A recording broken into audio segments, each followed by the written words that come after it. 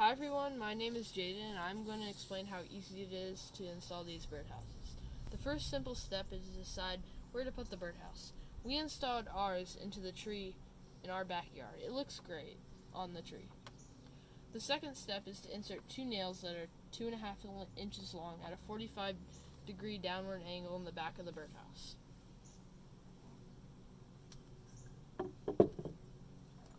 Just so like a view of it, they go around about this right here.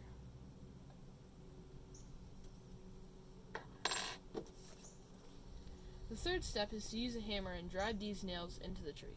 We have our birdhouse installed for several months with no damage to the tree. Step 4 is to put the roof back on and enjoy your new birdhouse.